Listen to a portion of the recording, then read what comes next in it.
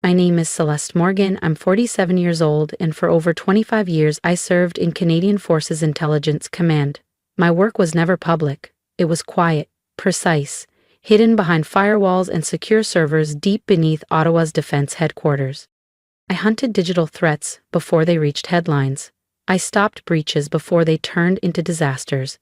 But nothing, not foreign espionage, not cyber terrorism, not even working through blackouts during Arctic winters, prepared me for what I faced last spring, in a courtroom in Halifax.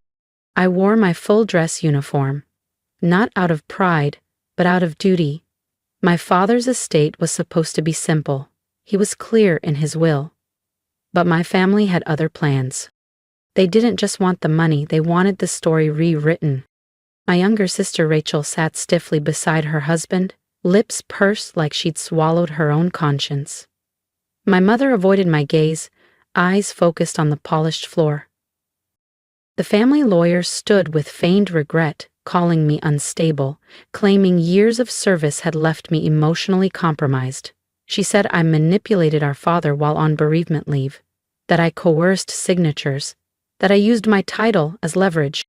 I stayed silent. I'd spent decades listening more than speaking. They twisted my service, my loyalty, into something shameful. Rachel said I was cold. Her husband said I scared him. My mother whispered, "We only wanted to help her." Let them talk, I thought. Let them build their wall of lies. When the judge finally turned to me and asked if I had anything to submit, I rose. My heels echoed sharply, just like they had down metal hallways in Candor. I opened my leather case and handed him a single sheet of paper. "Your Honor," I said, "with your permission, I believe this document warrants review." He nodded, slid on his glasses and began to read, line by line, and the room began to change. His brow furrowed, then lifted. His voice, calm but cutting, sliced through the courtroom like a blade. "Seal the room. No one leaves." Gasps. Chairs shifted. Confusion rippled like a wave. My mother's face drained of color. Rachel looked at me. No smugness this time, only dawning fear. Her husband gripped her wrist. The bailiff stiffened as two agents entered from the rear. Federal investigators. Efficient, wordless, precise. I stood motionless. Because this wasn't revenge. This was justice. And I had waited too long to let it slip past. It began in silence, the way most betrayals do. A gray Monday morning in March. My hardwood floor cold under bare feet as I sipped coffee and skimmed emails on my phone. One subject line caught my eye. Veterans Compensation Disbursement Confirmed. Morgan Case ID 117Z. Strange. I hadn't applied for anything. My benefits were untouched, my modest pension intact. My 2-story cottage near Bedford Basin was mortgage-free. I lived simply. Curious, I tapped the message. My heart didn't race. It stilled. My name. My CFID number. Deployment logs. A $42,000 0-cent relief deposit. Sent to a bank account I didn't recognize. It wasn't a mistake. It was a message I wasn't supposed to see. One encrypted call later, a friend in the Department of Public Accounts sent me what I needed. A ledger, a paper trail. 3 months prior, the title to my late father's estate, our family home in downtown Halifax, had been quietly signed over to a numbered company. 501,792 NBIDEL. The name sounded familiar. It was the so-called startup Rachel's husband bragged about over Christmas 2 years ago, some property flipping scheme he swore would make them millionaires. Back then, I dismissed it, just another cocktail napkin venture with no staying power. But this one stuck. It now owned everything I'd protected, including the house I'd kept afloat when Dad got sick. I'd paid the final mortgage balance myself, anonymously. No ceremony, no applause. Now my name was erased. His was on everything. That night, I drove to the house. The lights glowed warmly through the windows. and I knocked, deed in hand.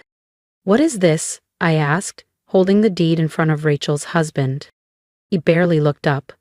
"Just a bit of legal housekeeping," he said. "Streamlining for tax purposes." My name was gone. "Everything's clean," he added with a shrug. "You don't live here anymore. Do you really need to be on anything?" "I helped pay for this house." "Exactly," he said, smiling like it was a courtroom win. "Helped. Past tense." I turned to my mother. She was curled in her usual armchair, a crossword in her lap, pen poised mid-air. "Did you know about this?" She hesitated. "Just enough. He explained it to me," she murmured. "Said it was about preserving things. For the family." I narrowed my eyes. "You mean his family?" No one answered. Not even Rachel, who glanced away with the air of someone too polite to intervene in a stranger's tantrum. I looked down at the paper that once meant something, my contribution, my care, my legacy, and saw only silence. I left without a word, passed the hall mirror by the front door, saw myself, tight jaw, unblinking eyes, breath held somewhere deep in my chest. That night, I lay on the guest bed in my own former home, light from the street pooling through the blinds. I opened a fresh notebook, not for grief, not for reflection. The records. Names, dates, transaction logs, routing numbers, corporate links. This wasn't about closure. It was about building a case. They thought they'd written the last line. They had no idea I was just beginning the prologue. 2 weeks later, an envelope arrived. Heavy. The kind of heavy that warns you something inside is going to hurt. Celeste Morgan printed in bold. No title, no rank, just civilian ink. Return address, Morgan Family Advisory Board, Bentham and Lorne, LLP, Halifax. I opened it. The top sheet bore the header, Plaintiff, Rachel Morgan, Defendant, Celeste Morgan, Allegations, Misuse of Assets, Emotional Harm, Coercive Influence. I stared at it for a long time. They were suing me. Rachel, my own sister. If you've ever been blindsided by the people who were supposed to protect you, stay with me, because this story is far from over. Subscribe to the channel so you don't miss what happens next when truth finally steps into the light. Rachel. And behind her? My mother. The rest of the legal filing laid it out with surgical precision.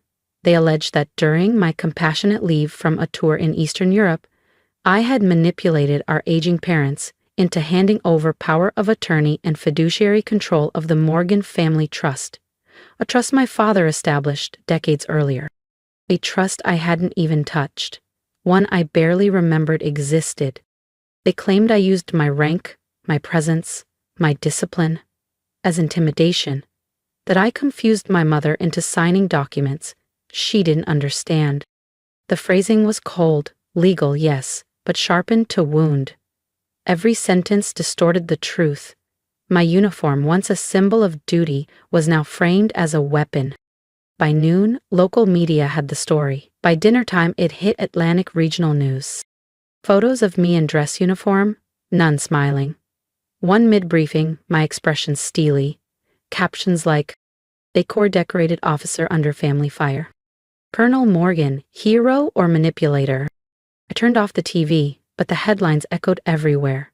My phone lit up with texts from former colleagues, some supportive, others silent. Not the silence of neutrality, the kind that backs away. Even Canadian Forces Command responded. A measured message from my superior recommended a temporary leave to address domestic legal complexities. I didn't protest. I needed time. Not to wallow. To act. I gathered every financial record I could get access to legally, personal, family, estate. Then I hired a forensic accountant, discreet, no paper trail. Brought in 2 analysts, both veterans, both loyal only to the facts. We built a timeline, transaction logs, email chains, account histories, and a pattern emerged. 3 months before the lawsuit, a large withdrawal. just under federal oversight limits. The funds moved through shell accounts, temp investments, and quietly reappeared in a nonprofit, a mental health foundation founded by Rachel's husband. Her name was on everything. Rachel's husband's company, Ledgeview Analytics, appeared too, buried across financial ledgers and service invoices, listed under consulting fees, data optimization, and digital infrastructure support. But it didn't stop there. They were moving money. Worse, they were doing it through veteran assistance initiatives. Real names, names I knew. Men and women I had served beside. Some still alive, some long gone. 8 confirmed, all exploited. At first, I assumed it was identity theft. But this wasn't chaotic or opportunistic. It was deliberate, organized. I remembered Rachel's voice that night in the living room, soft and syrupy. "You've been under so much pressure lately, Celeste. Maybe you're just overanalyzing things." She didn't think I'd look twice. She didn't think I could hear the silence behind her words, but she forgot. I didn't survive 2 decades in counterintelligence by missing patterns. This wasn't family drama. This was federal crime, and she just walked it into the open. The deeper I went, the colder it got. The first red flag came in a federal grant application submitted through the Haven Collective, Rachel's so-called wellness nonprofit. It was signed by Oliver P. Grant. Except, Oliver had died in 2012. I'd held the flag at his funeral. He was a medic who pulled 3 soldiers from a burning Humvee in Kandahar, only to bleed out en route to evac. But now his name was listed as a beneficiary of PTSD treatment funds. He wasn't alone. More names surfaced. Veterans, both deceased and alive, their personal data scraped and repurposed without consent. And each record linked back to a larger web, spoofed IP addresses, forged digital signatures, cloned routing accounts, a system built by someone who knew how to hide in plain sight. They weren't just committing fraud. They were channeling federal aid into offshore accounts, disguised as operational expenses routed through Ledgeview Analytics. Then I saw it. A payment labeled Consulting Services, wired to Virex Holdings, a Cayman-based firm. The name hit me hard. I'd seen it once, years ago, in a classified cyber espionage file. Nothing proven. Until now, when it showed up in my family's records. That night, I didn't sleep. Not because I was afraid, but because I knew what came next. I sat alone in the dark, the pale glow of my laptop casting shadows across the kitchen walls. Files were open in every window. Tax documents, server access logs, decrypted email chains, grant disbursement reports. One attachment caught my attention. An outgoing message Rachel had sent to a foreign partner, linked to the Haven Collective. The encryption was weak, sloppy. I decrypted it in under 10 minutes. Inside, buried in metadata, was a chilling line of text. Package secured, clearance updates pending, awaiting extraction. My breath caught. Package, clearance, extraction. This wasn't about stolen funds anymore. It wasn't even about my reputation. They were exploiting me. My deployment history, my government access, my classified credentials. I was the cover. They had used my real security footprint to shield fake activity. Every stolen dollar wore my medals. Every breach walked through doors only I should have known existed. For the first time in a long time, I felt panic clawing up from my chest. This wasn't just betrayal. This was espionage. And they never thought I'd find it. The next morning, I made contact. Carefully. 2 former colleagues. One from Canadian Signals Intelligence, one from NATO's Cyber Threat Division. I told them just enough. We met in a borrowed cabin off a logging road 2 hours north of Lunenburg. No electronics, no signals, just data, and eyes that still understood the stakes. I laid out everything. They listened in silence. Then Eli, who once briefed Parliament on foreign interference cases, finally spoke. "This isn't just dirty money," he said. "It's access. They're selling entry." I nodded. I already knew. Not documents. Gateways. Backdoors into systems built to remain sealed. For weeks, I'd told myself this was still about family, but it wasn't. It was about national security. And if I didn't act, I was part of it. That night, I sat by the window and stared into the streetlights flickering below. The most dangerous battlefield I'd ever stood on? It wasn't a war zone. It was my own family. And I asked them to meet me at the house. Not Rachel. Just the two people who raised me. My mother opened the door, her expression unreadable. My father stood behind her, arms crossed, rigid, silent. We hadn't spoken since the filing, since the headlines, since the lies had spread like frost over glass, thin, cold, distorting everything beneath. They led me to the living room like I was a polite visitor, not their daughter. I set the folder gently on the table between us. I know, I said, voice steady. About the identity fraud, the numbered companies, the clearance data passed through offshore shells. I know you both signed off. Neither moved. No surprise. No guilt. I just want to ask one thing, I continued. Did either of you ever stop to think what you were doing to me? My mother looked down at her lap, fingers twitching slightly. My father stared through the frost-blurred window. You were always gone, my mother said, even before the forces. Always somewhere else. Rachel stayed, my father added flatly. She cared. She showed up. I felt the words land, sharp and deliberate. She exploited you, I said, sharper. She used your names, your trust, and you handed her the keys. My father's voice was slow, as if rehearsed. Sometimes you stand with the child who stays. That silence afterward, it felt like exile. I picked up the folder. Then you've made your choice, I said. Now I'll make mine. They didn't stop me.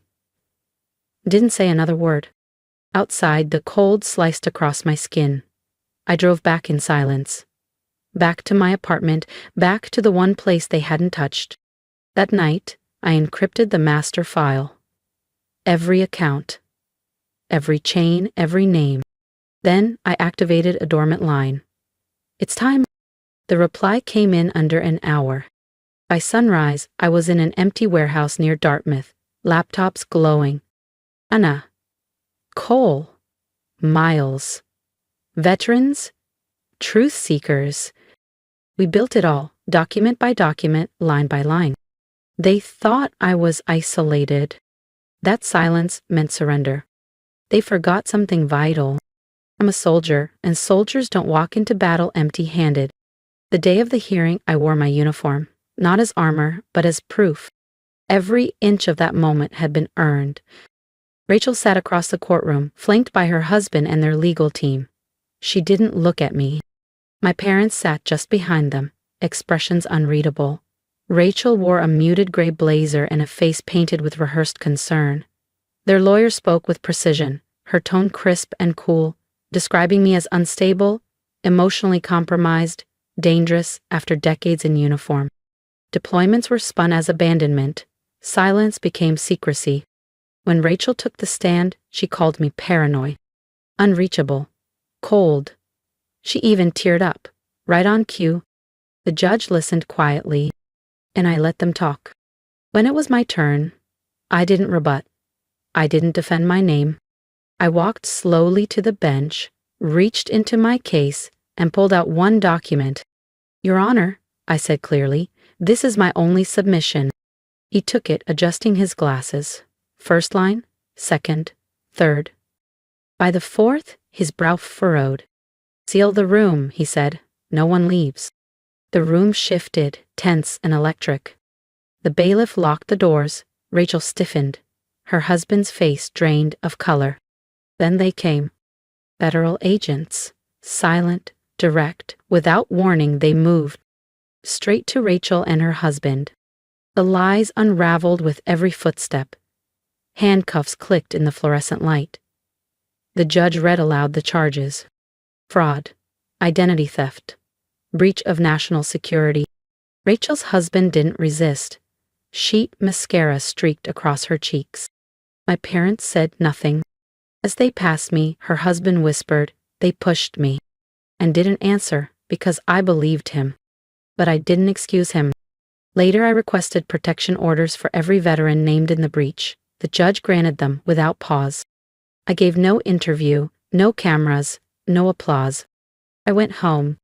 That night, beneath the glow of my desk lamp, I filed the Charter for Honor Trace, a foundation to protect veterans from digital exploitation.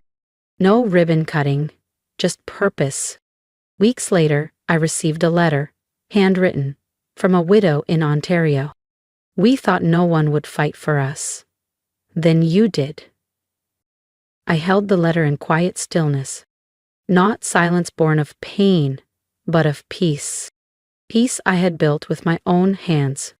If my story resonated with you, if you've ever been betrayed by the people you trusted most, leave a comment. Tell me what part hit home. Tell me how you kept going. Because stories like ours deserve to be seen, heard, and remembered. And your voice matters here.